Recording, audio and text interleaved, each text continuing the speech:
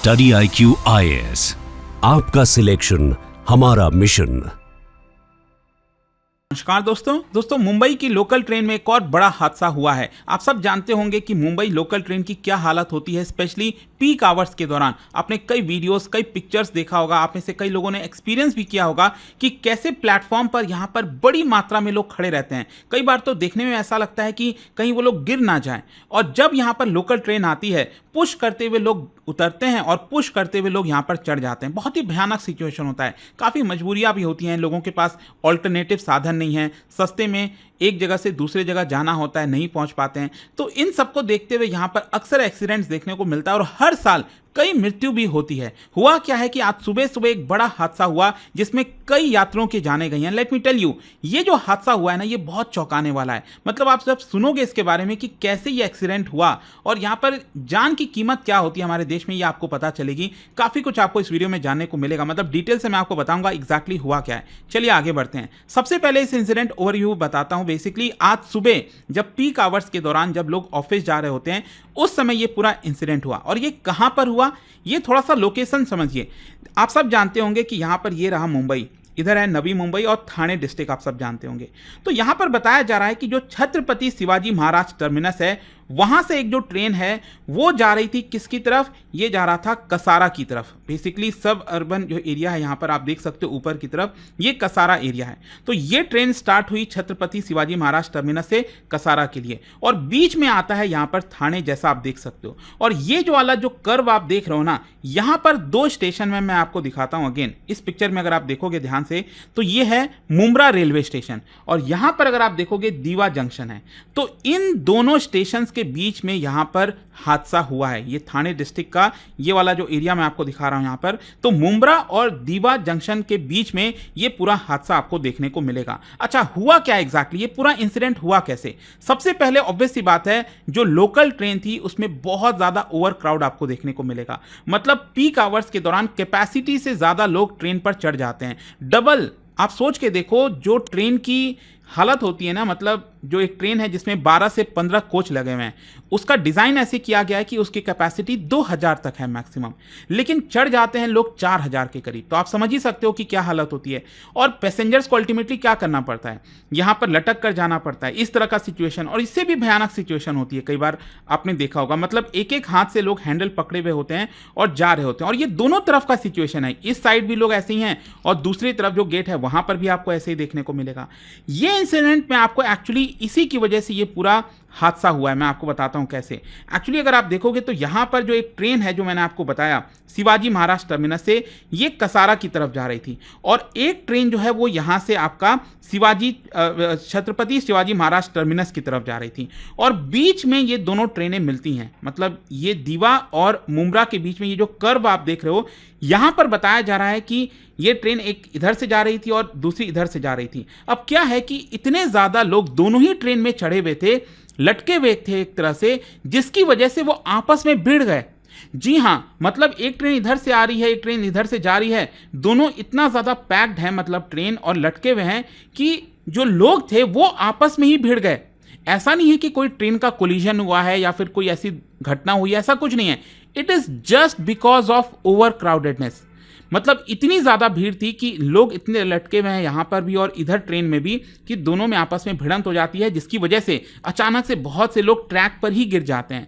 अब उसमें कई सारे इंसिडेंट हो सकते हैं, किसी के हेड पर इंजरी हुई, कोई हो सकता है ट्रेन के पटरी के मतलब चक्के के नीचे आ गया होगा, मतलब कई सारे इसमें हो जाते हैं। अच्छा, यहाँ पर मैं आपको ये बता दूँ, नॉर्मली अगर आप देखोगे दो ट्रैक्स के बीच में जो डिस्टेंस है वो लगभग 1.5 से 2 मीटर का होता है, जो कि एनफ है। लेकिन प्रॉब्लम क्या होती है, ये जो मैंने आपको बताया ना, कई बार ये जो कर्व आप देख रहे हो, जिसकी वजह से ट्रेन टिल्ट हो जाती है एंड टिल्ट होने की वजह से कई बार यहाँ पर ये हादसे के चांसेस ज़्यादा होते हैं। तो ये एक मेजर रीज़न बताया जा रहा है कि मोस्ट प्रॉब्ली जो कर्व हुआ होगा वहीं पर ये इंसिडेंट हुआ है और दोनों ट्रेन के जो पैसेंजर्स थे वो आपस में एक प्रकार से टकरा गए, जिसकी वजह से बहुत से पैसेंजर्स यहाँ पर नीचे गिर गए। इनिशियली बताया गया कि 5 लोगों की मृत्यु हुई है, कई लोगों का कहना है कि 6 से ज़्यादा की मृत्यु हुई है। एग्जैक्टली अभी पता नहीं चला है, लेकिन 5-6 कम से कम यहाँ पर मृत्यु बताए जा रहे हैं। और इसके अलावा बहुत से लोग इंजर्ड हुए हैं, क्रिटिकली इंजर्ड हुए हैं। कई पैसेंजर्स को इमीडिएट बेसिस पर पास के जो हॉस्पिटल्स हैं, थाने, सिविल हॉस्पिटल और कुछ प्राइवेट क्लिनिक्स में वहां पर ले जाया गया। इसको देखते हुए जो अथॉरिटीज हैं उसकी तरफ से क्या रिस्पांस है, इमीडिएट रिस्पांस यहां पर जो ट्रेन के सर्विसेज हैं उसको हॉल्ट कर दिया गया था कुछ देर के लिए। और जो आरपीएफ है, railway protection force, government railway police, उन सब ने अपना रेस्क्यू एफर्ट स्टार्ट कर दिया। इमरजेंसी मेडिकल टीम्स, एम्बुलेंसेज को डिप्लॉय किया गया। साथ ही साथ जो रेलवे बोर्ड का क्या रिस्पांस आया, उन्होंने immediate high level probe order किया है। आपको पता ही हमारे देश में इस तरह से होता ही रहता है, कोई इंसिडेंट हो, एक ऑर्डर इंक्वायरी जो है वो जारी कर दो, भले ही उसका कोई नतीजा हो ना हो, कुछ नहीं पता। तो यहां पर यह बोला गया है कि पता लगाया जाएगा कि एग्जैक्टली एक्सीडेंट क्यों हुआ, ओवर क्राउड कितना ज्यादा हो गया था, और यहां पर क्या जो दूसरी ट्रेन आ रही थी दूसरी तरफ से, क्या उसका कोई रोल था। रेलवे मिनिस्टर ने कहा है कि यहां पर 48 आवर्स के अंदर जो रिपोर्ट है वो एक तरह से मांगी गई है। खैर, यहां पर आपको समझना होगा कि ये जो ट्रेजेडी है ये कोई पहली बार नहीं है। मुंबई में अगर आप देखोगे तो इस तरह के कई इंसिडेंट्स हुए हैं। कभी ओवर क्राउड हो की वजह से, कई बार ब्रिज गिर जाता है, आपने सुना होगा। तो Mumbai local train over crowding basically problem क्या है कि डेली बेसिस पर सोचिए 7.5 मिलियन पैसेंजर्स ट्रैवल करते हैं, which is not a small number. 75 lakh लोगों की हम बातें कर रहे हैं। और पीक आवर्स के दौरान यहां पर जो कम्यूटर्स हैं वो डोर पर ही चढ़ जाते हैं और कोच के बीच में, दो कोच के बीच में बैठ जाते हैं। जो फुटबोर्ड होता है जहां पर चढ़ने वाली जगह होती है वहां पर वो खड़े रहते हैं। और ओवर क्राउड को एक तरह से नॉर्मलाइज कर दिया गया है। कई बार तो मैं देखता हूं बेवकूफों की तरह लोग जो है वो रील्स वगैरह बना रहे हैं, मतलब लटक रहे हैं जानबूझकर, भले ही ओवर क्राउड नहीं है फिर भी। और कई बार उस तरह के भी हादसे हुए हैं। तो कहीं ना कहीं यहाँ पर लोगों का ये कहना है कि देखिए हमारे पास ऑल्टरनेटिव नहीं है, काम के लिए जाना पड़ता है दूसरे जगह, और वहाँ पर सस्ते में सबसे सही तरीका एक तरह से लोकल ट्रेन ही होती है।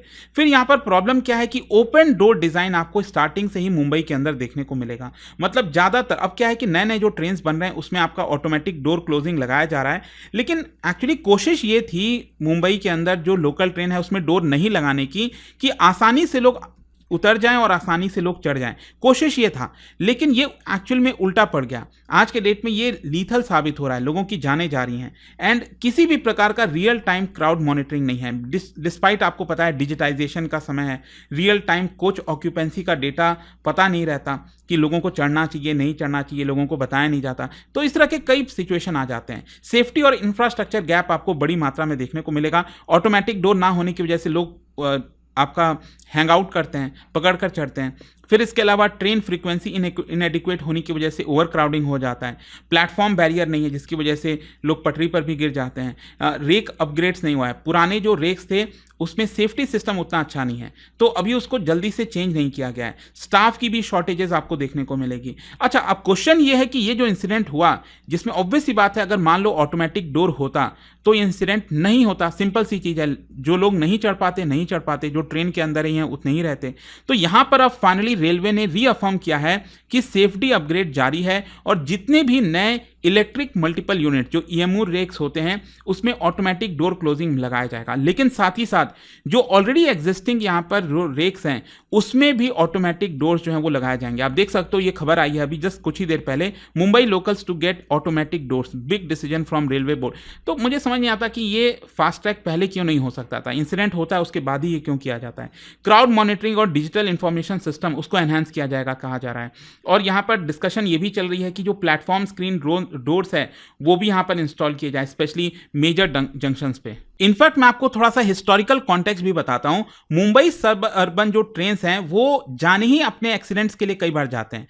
इनफैक्ट आप देखोगे जो एवरेज डेटा हमारे पास है सामने, उसके हिसाब से बताया जाता है कि एनुअली हर साल 2000 के आसपास मृत्यु होती है। एंड ज़्यादातर मृत्यु गिरने से होती है, इलेक्ट्रिक्यूशन से होती है, मतलब बिजली का जो तार वगैरह है उससे टच करने से, ट्रैक्स को क्रॉस करने से होती है। यहाँ पर एफर्ट जारी है, लाइक जैसे मुंबई अर्बन ट्रांसपोर्ट प्रोजेक्ट के तहत और ट्रेनें ऐड की जा रही हैं, रेक्स को मॉडर्नाइज किया जा रहा है, सिग्नलिंग और सेफ्टी इंप्रूव की जा रही है। लेकिन इन सारी चीज़ों के बावजूद भी अभी भी जो डिमांड जिस तरह से इंक्रीज हो रही है ना, उसको वो मीटअप नहीं कर पा रहे हैं। एंड दैट इज़ वाई इस तरह के एक्सीडेंट्स आपको देखने को मिल रहे हैं। बट आई होप कि यहाँ पर जितनी भी डिटेल्स थी आपको इस पूरे घटना के बारे में वो समझ में आ गई होंगी। और जाने से पहले आप सबके लिए एक क्वेश्चन है। क्वेश्चन ये है कि आप बता सकते हो कि इनमें से कौन सा जो रेलवे जोन है वो in terms of route length के मामले में सबसे लार्जेस्ट है। इसका राइट आंसर आप सब जानते हैं, मेरे इंस्टाग्राम पर तो मिलेगा ही, वहां पर अगर आप नहीं हो कोई बात नहीं, टेलीग्राम से ले सकते हैं इसका सही उत्तर। दोस्तों, अगर आप यूपीएससी की तैयारी शुरू करने का सोच रहे हैं या 2026 के लिए सीरियस प्लानिंग में हैं, तो मेरे पास आपके लिए है एक सॉलिड अपॉर्चुनिटी, स्टडी आईक्यू का P2I प्रतिज्ञा बैच। और सबसे बड़ी बात, यह बैच शुरू हो रहा है 10 जून शाम 6 बजे से। अगर आप सीरियस हैं तो यह परफेक्ट टाइम है अपनी जर्नी स्टार्ट करने का। यह कोई ऑर्डिनरी बैच नहीं, बल्कि एक कंप्लीट यूपीएससी प्रिपरेशन इकोसिस्टम है, जिसमें मिलेगा 1000+ hours of live classes by India's best educators, one-on-one personalized mentorship, handwritten notes for smart and structured revision, PRP and MRP, prelims और mains residential program for focused learning, scholarship opportunities भी हैं। Prelims clear करो और पूरा fees वापस ले जाओ। हर महीने के टॉपर्स को 11,000 रुपीज का कैश रिवॉर्ड। आपके पास है 3 powerful plan options, gold, platinum और डायमंड। जो भी आपको गोल्स के हिसाब से बेस्ट लगे वही चुनिए। और सबसे खास बात, आपको पर्सनली गाइड करेंगे अनिल स्वरूप सर, जिन्होंने यूपीएससी सिस्टम को अंदर से समझा है और ट्रांसफॉर्म भी किया है। अब तुरंत स्टडी आईक्यू की वेबसाइट पर जाइए, सर्च कीजिए यूपीएससी P2I फाउंडेशन 2026 प्रतिज्ञा बैच, क्लिक कीजिए बाय नाउ और कोड यूज कीजिए अंकित लाइव, ANKIT LIVE। दोस्तों, यह सिर्फ एक बैच नहीं, एक प्रतिज्ञा है IAS बनने की। 10 जून शाम 6 बजे, mark your calendar, let's begin the journey together. Study IQ IAS, आपका सिलेक्शन हमारा मिशन।